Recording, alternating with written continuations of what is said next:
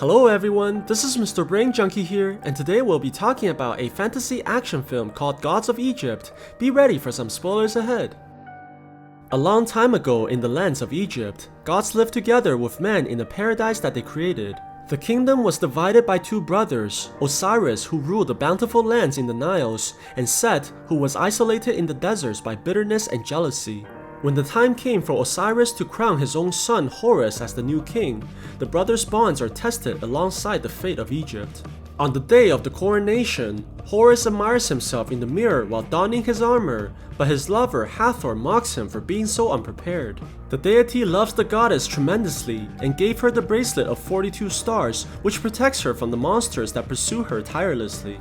They go to the ceremony where all the gods have gathered and the people all celebrate as they offer their gifts. Osiris tells the worshippers that everyone is equal regardless of the value of their offerings, as they all shall have a place in the afterlife. He calls out his son Horus, the god of air, and plans to crown him to be the next ruler of Egypt. However, their ceremony is quickly interrupted when the king's brother appears from the crowds. He challenges Osiris to a fight for the crown and stabs his brother in the stomach in front of everyone. Set declares himself as the new ruler and plans to change the rule about the afterlife, where now a significant offering is required.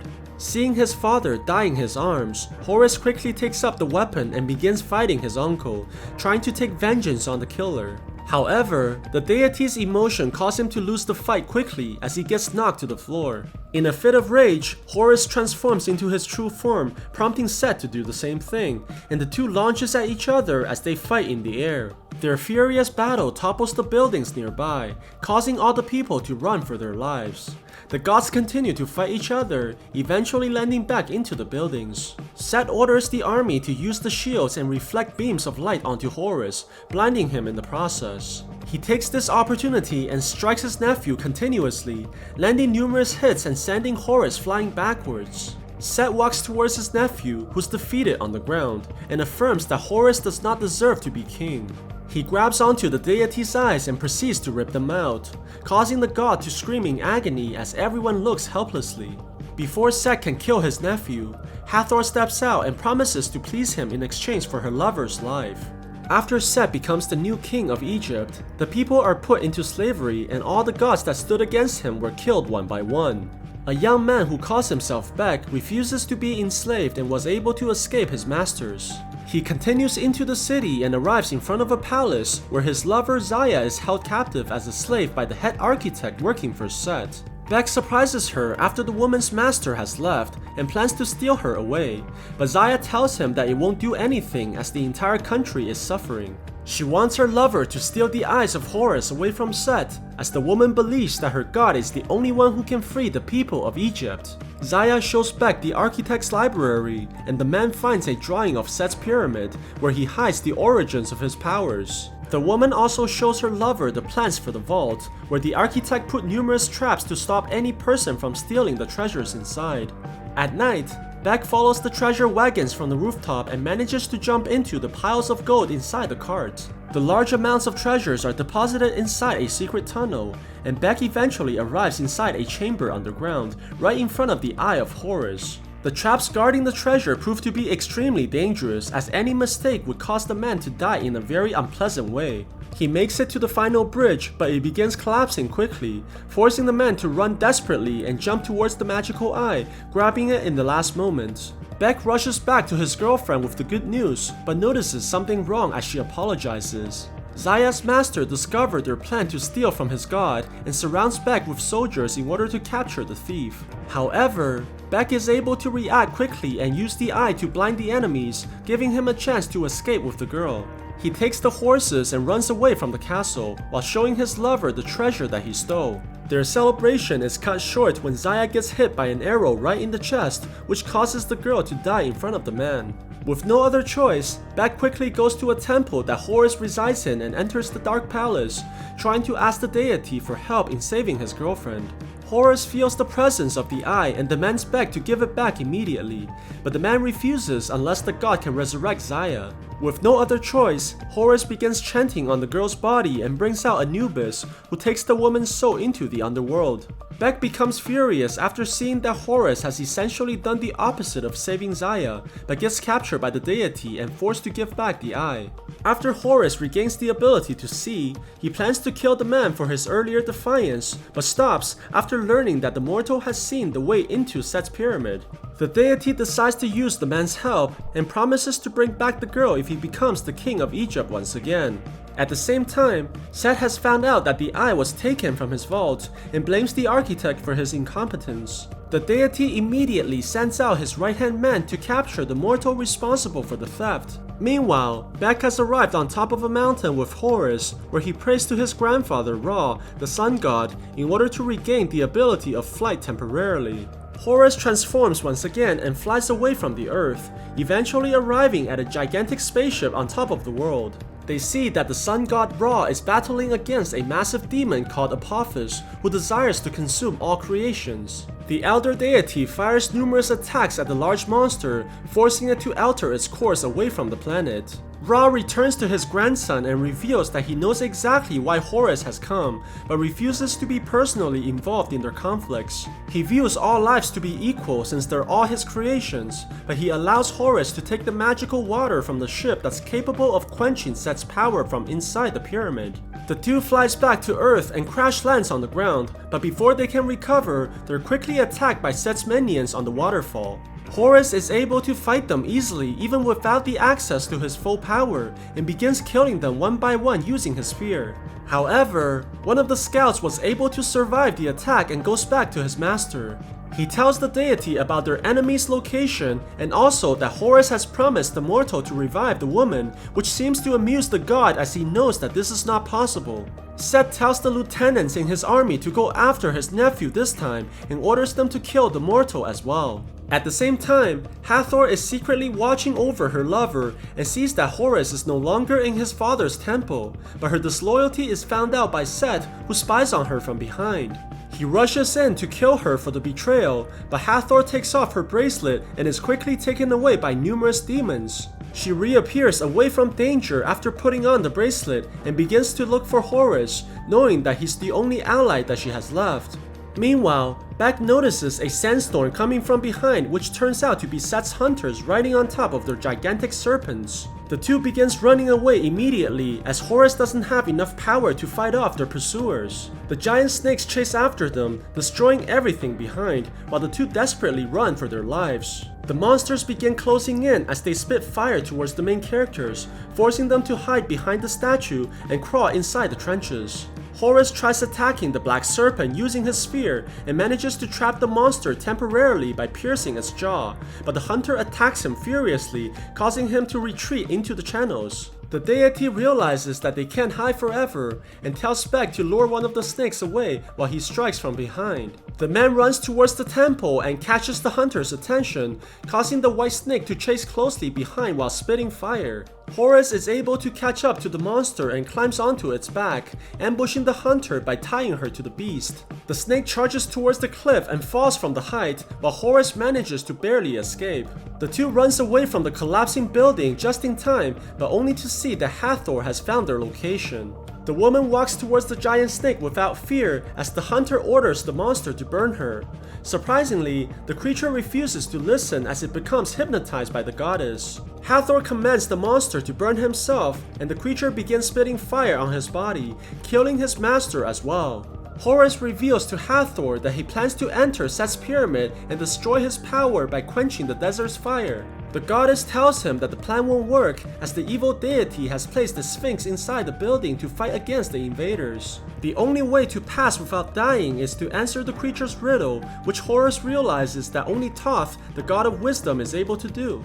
They venture through the forest and eventually arrive inside the roots of a giant tree where they see numerous clones of the deity working all together. Horus wants the god of wisdom to help them defeat the Sphinx, but the deity refuses, claiming that his work is far more important than solving some riddle.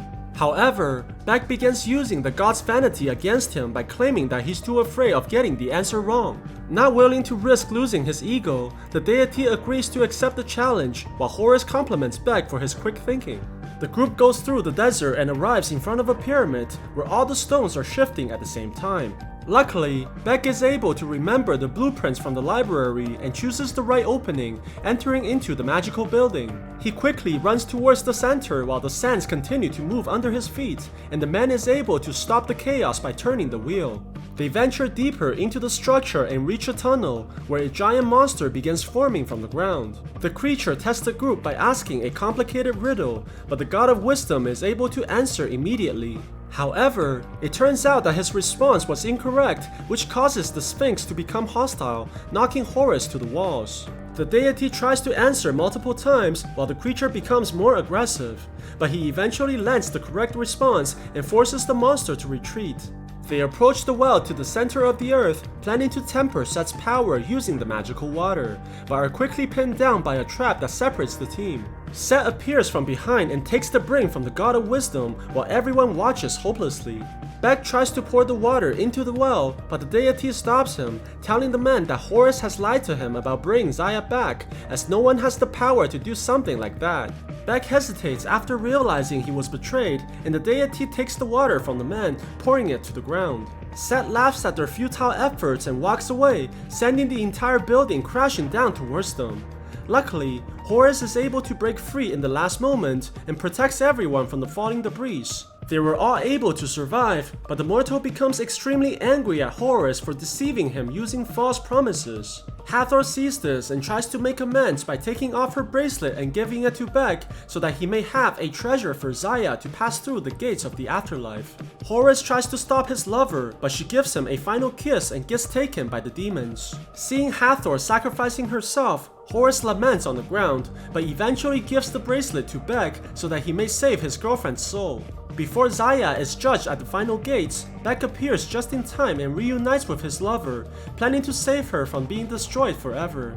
At the same time, Set combines all the powers he took from the other gods onto himself, giving him wings and making him nearly indestructible. The deity goes to his grandfather and reveals his plan to the old man. Set desires to become immortal, and the only way to accomplish that is to destroy the afterlife itself by making Apophis devour the entire realm. Ra tries to stop his son by firing a devastating blast using the spear, but Set manages to survive after combining the powers from all the gods. The deity stabs the old man in the stomach and takes the spear, blasting Ra using his own attack and sending him into space. Meanwhile, Beck notices that the gate of the afterlife is being disturbed, while Anubis tries desperately to save the realm using his powers. Zaya tells her lover to go back to Horus, as he's the only one who has the power to defeat Set and restore order to the world. The young man reappears near the deity, and the two decide that they must go to Set before everything is destroyed. Luckily, a flying carriage appears in front of them, prepared by the gods who defied the evil deity, and they're able to travel quickly towards their enemy. At the same time, Set has returned with the spear of Ra, and he lures Apophis towards the Niles, allowing the monster to devour everything on the path. Horus lands on the pyramid and tries to attack his uncle, but Set was able to counter immediately.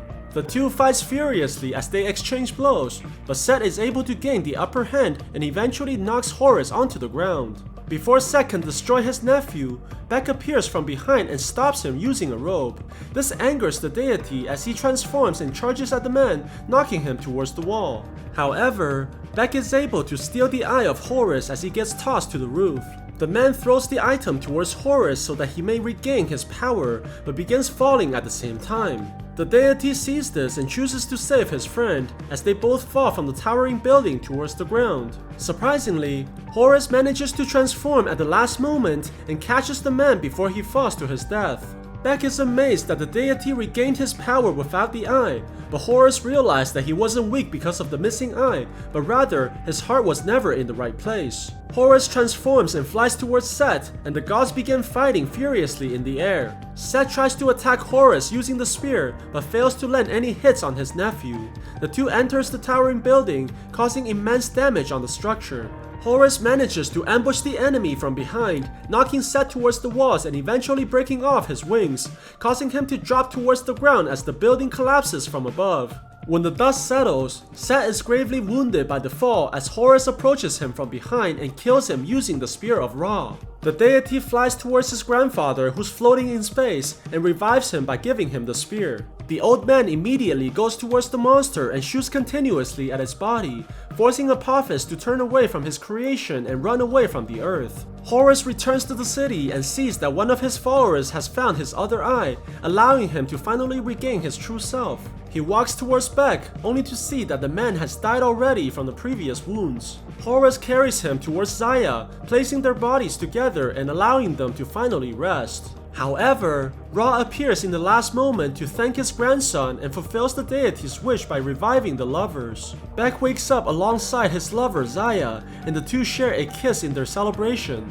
Horus finally gets crowned and becomes the new king of Egypt, and he changes the rule regarding the afterlife, telling the people that they won't be judged by the treasures that they bring, but rather by the good deeds that they did in their lifetime. After the coronation, Beck gives Horus the bracelet from Hathor and the deity quickly transforms and flies off, rushing to save his lover and be united with her at last. So what do you guys think about this movie? Let me know in the comments below. And if you like my video, please press like and subscribe for more. I'll see you guys next time.